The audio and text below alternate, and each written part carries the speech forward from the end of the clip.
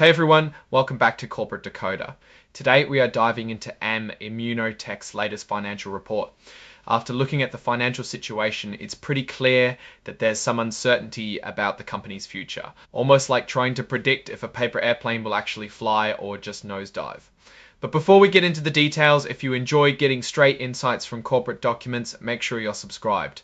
We also have a Discord community linked in the description below. Come join us there. This report is for the first 3 months of 2025 ending in March. It's like a snapshot of how the company performed early in the year. ImmunoTech is a company focused on developing drugs to fight different things like cancers and viral diseases. One of their main drugs is Ampligen, which is approved in Argentina for a specific use, but is still experimental in the United States. Keep in mind as we go that these are unaudited numbers, meaning they haven't been fully checked over by external accountants.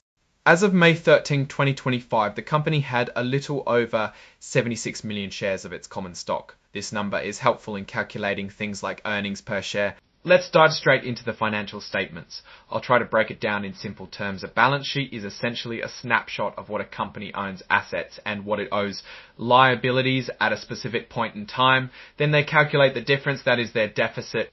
Scroll cash and cash equivalents grow. First off, AIM's cash and cash equivalents, which is their readily available money, took a tumble going from $1.7 million a year down to about $900,000 by the end of March. It's like starting the year with a decent savings, but then having a lot of unexpected expenses pop up. They also sold some investments, with those holdings dropping from $3 million in roughly the same time frame. These are securities that can be converted to cash quickly, but aren't cash right now. Scroll prepaid expenses and other current assets. Scroll, the other hand, prepaid expenses, which are payments they've made for services they'll use later, went up slightly to about $318,000. Scroll current assets. Scroll, when you put it all together, their total current assets, that is assets that can be easily turned to cash, decreased $6 million to $2.6 million. That's a fairly big change. Scroll Q assets. Scroll, their total assets, which includes everything they own, even things that aren't easily converted into cash, dropped from $8.6 million. This drop suggests that the company is either using its assets or having them decrease in value. On the liability side, accounts payable, which is the money they owe to suppliers, went up a little to $69 million. It went up by around $500,000. The current portion of their note payable decreased, going from $230 million to about $2 million.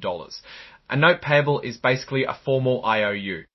Scroll to current liabilities. Scroll K. Overall, their total current liabilities, meaning debts due within a year, increased slightly from $9.5 million to $9.8 million.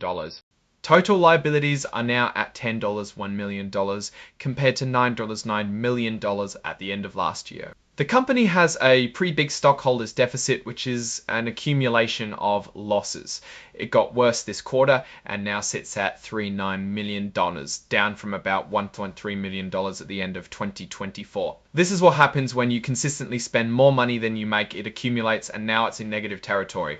Total liabilities and stockholders deficit, which needs to balance the same as total assets, is at $6.2 million now compared to $8.6 million at the end of 2024.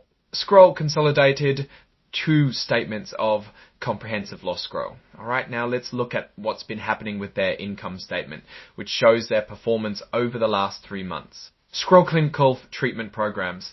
The revenue in the first 3 months of this year was $16,000 from clinical treatment programs in the US. For the first 3 months of last year, it was $40,000. So it was a pretty drastic decline. Their research and development costs also decreased significantly, going from $2 million to $1.1 million. It makes sense that their R&D has gone down as enrollment on some trials has been put on hold. General and administrative expenses, which cover things like salaries and office costs, also went down from $3.8 million to $2.5 million. A lot of these drops have to do with legal expenses and investment bankers. The operating loss, which is essentially how much money they lost from their core business, was $3.6 million compared to $5.7 million. Their net loss decreased to $3.7 million the year prior. Basic and diluted loss per share, which is basically dividing the loss up to each share of stock, improved, going from a loss of 12 cents per share to a loss of just 5 cents per share. The weighted average shares outstanding used to calculate this loss increased significantly year over year, reflecting that they had way more outstanding shares than the year before. Scroll consolidated cash statements of changes in stockholders' equity. Deficits hit scroll holder now for the statements of stockholders' equity. Looking at the numbers from the start of the year, AIM had around 65 million shares. By March, that number jumped to a bit more than 72 million. This increase mostly came from issuing new stock, a bit over 4 million of shares.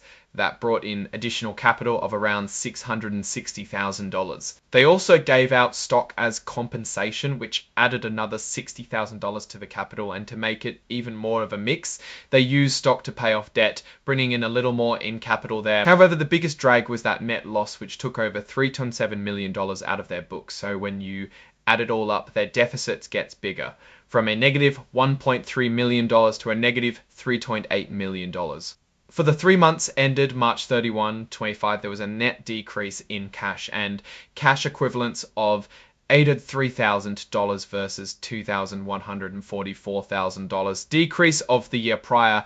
They also repaid debt obligations with shares worth $421,000. It's like they paid off their bills using IOUs or monopoly money instead of real cash. Now, let's talk about a few important details from the notes section, which is at the end of the document.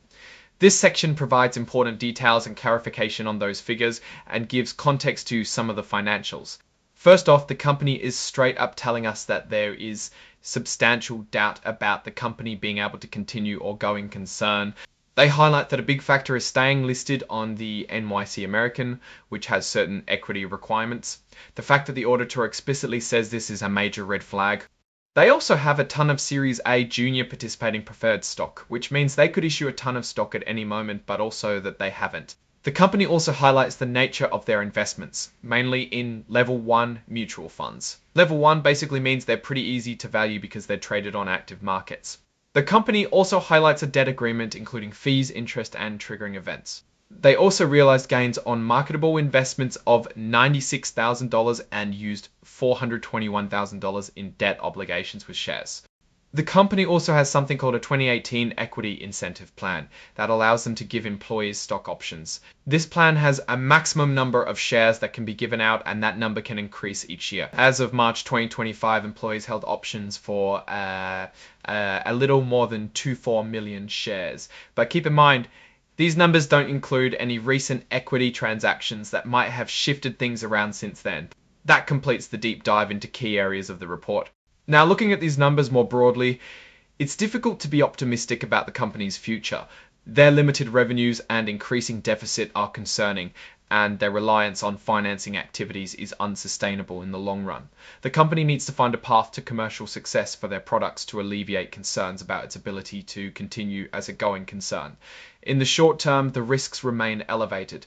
Continued operating losses and market volatility are big challenges. In the medium term, a turnaround relies on positive results from clinical trials and strategic partnerships. Our bottom line, AIM ImmunoTech faces an uphill battle to improve its financial health and market position. Right, that's our breakdown of AIM.